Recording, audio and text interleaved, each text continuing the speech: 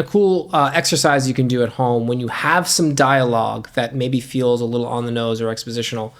Okay, write the exposition first. That's fine. But then how are you going to say what you're trying to say in another way? If you're saying, will you go with me to the dance? Is there like another way to say that that's more character centric? Like, hey, like, got plans Saturday night? Like, that's a bad idea. But take what you want to say from exposition and say it another way that's more inherent in the characters, like tone, style, etc.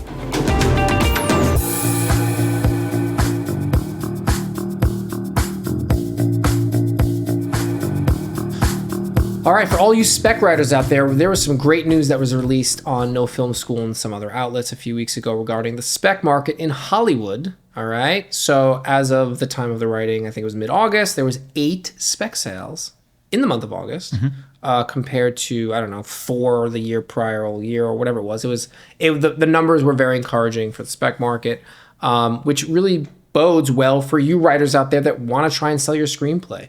All I heard was when I came into the business that the spec market's dead, no one's buying specs, and you keep hearing that, and it's a little discouraging. But now, spec market seems to be on an uptick thanks to Weapons and Sinners and some original movies. So we have some tips for you to get your script ready for the spec market. Boom, that's going to happen because I really feel it coming. John Schramm here. Danny Murray, CE. Let's get right into it. So we're going to give you 5 tips. I'll go first. Just because I have 3, you have 2, it'll be easier. For my tip, when I'm reading any spec screenplay that's submitted to me or to the company, is I'm all about the premise. Premise is king, queen, everybody. It's the land. It's how this thing operates. I want smart, inventive. I want to see your film. I know it sounds cliche, but it really does. I want that hook. Like, what is it that I'm going to be investing 2 hours of my life reading going forward? And I think premise is the idea. Put it this way, they're not buying your screenplay for the rewrite, they're buying it for the idea. So that's my idea number 1 is premise is king/queen. D, yours. Before I even get on mine, like something I'll just add to what John said about premise. When I'm talking to people that work at other production companies, studios, other CEs, when you are talking about stories that you're working on or scripts you've optioned and, potentially co-financing partners, things that people could have an interest in or help you develop, they will usually say, hey, can you just send me a list of log lines? Yeah. And I'll just pick out which one thinks interesting, send me that script. So your premise is pretty much, that log line needs to be so original and elevated that anyone that works at a studio in that list of great scripts that got purchased will want to look at. Well, I would say it doesn't have to be, like I said originally, you want it to pop. You want it to be able to see the film in that log line, right? Because it could be a drama that maybe it's not end of the world drama, but something that you could just see it. I think I don't love premises, whatever. When I read them, I can't decipher what's going on. It's like it was in different orders, know. So definitely work on your premise. Make sure it pops. D, tip number 2. Yeah, I would say, as someone who this month will probably read 300 screenplays. Short film screenplays. One thing that will take a script from amazing to great to okay to maybe just forgettable is if a writer's descriptions don't feel personal. Every writer knows the whole, keep your descriptions down to like 4 lines, try to keep them concise. But something that I think gets lost is that is your real place where you can maybe make your story, really identify your voice as a screenwriter and your style as a writer, and that seeps through to every other part of the story. I remember in our last competition, a screenplay that we optioned, a character would be introduced and the description would say something like, this guy looks like a chemo patient who got kicked down a flight of stairs. Yeah, grabs me. And in the great stories that I read, you could kind of just feel who this writer is and what the style and pace of this story is going to be just from these really brief descriptions. Try not to just be brief and concise. Be brief, concise, and stylistic. Love that. To how you want the story to be and who you are as a writer. And I'll hop on the brief part because it's very difficult for me to get through a screenplay where I see like blocks of scene description. Like the people just go into too much detail. I think we love to see, again, another cliche, white on the page. We just want to see a little bit of white. I'm not one that needs to see a lot of white. I know a lot of executives that I know producers want to see a lot of white. I don't need a lot of white. I just don't want to feel like I'm slugging through a description when like you could do it from like 6 lines into 2. So I think really tighten that up because you want to get to the meat of what's going on in the scene quickly. So, all right, that's a great tip. Tip number 3 for me, big one here is the burning question, or what I would call like the central narrative question. I want to see, give me a question that I need the answer to at the end of your screenplay.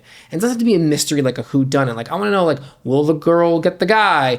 Will the father forgive his son? Like I need to have that question. I would love that question to linger when I'm reading because that's what I want to get to the end of the read for. I want to see what the end of that movie is. That's why great novel writers can do that. There's some question at the end. And it doesn't have to be so big like a mystery, like I mentioned, but just something that I want to see resolved or some cathartic or catharsis to happen. So I really look forward to that when I get a good screenplay, that I see that I'm like, oh, I really need to know the end of this. And how I judge this, I do a test. I'll like flip a screenplay and stop anywhere. And I'll be like, do I care? It's page 67. Do I care to read the end of this? Is there a question that I need the answer to? Most of the time it's no, and that's how I know the screenplay doesn't hold weight for me. So that's tip number 3. D, give us number 4. I would say, when you're writing dialogue, make sure that even if it's just something subtle, pretty much every line of dialogue should have some sort of subtext to it. If this is a spec, like I need to learn something from everything your character says, what they don't say, maybe 10 times so far. I've read about like 15 scripts today. Almost all of them, there will just be dialogue. It's on the nose, yeah. That, even if it relates to the plot, like if I am not learning who this character is, what they're afraid to say out loud, different parts of them from every scene they're in, you're wasting a scene. I agree. You need to kind of orient your characters to make them complex beings that actors would want to, embody. And a cool exercise you can do at home when you have some dialogue that maybe feels a little on the nose or expositional. Okay, write the exposition first. That's fine. But then how are you going to say what you're trying to say in another way? If you're saying, will you go with me to the dance? Is there like another way to say that that's more character-centric? Like, hey, like, got plans Saturday night? Like, that's a bad idea. But take what you want to say from exposition and say it another way that's more inherent in the characters, like tone, style, etc. Say it without saying it. Pretty much, and try to do that in every line of dialogue that you possibly have. Yeah. Just do something to challenge your characters underneath what they're actually saying. Exactly. Tip 5. All right. Tip 5, last one. I'm all about that bad guy or bad person. I think the antagonist must... there was a spec screenplay that I read, or I think it's sold at the point. It was called The Infiltrator. I forget the author's name. Someone scooped it up. It had one of the best villains like I've ever read on a screenplay. I don't know even why they made this. They haven't made this movie, or they were trying to do a series about it. Anyway, it was incredible, and it got me turning the pages. And not just make a great bad guy, because again, that's cliche, but stay a step ahead of your protagonist. I want a bad guy, an antagonist that just is kind of always ahead a little bit. And it doesn't have to be like a murder mystery, a killer you're trying to get, but if something internal. You always want to feel that your protagonist is at a disadvantage all the time to your antagonist. Like I need that mountain to climb in a story to see, will this person overcome this obstacle in a force of antagonism? So that's tip number 5 for me when I'm reading a spec. Yeah, so follow these 5 tips. These are what we look for in a screenplay, and hopefully you've found it enlightening and inventive, and we can't wait to read your screenplay. Yeah. With less description. Whenever you finish applying these tips, come on down to kinolime.com, write a short, put it in our competition.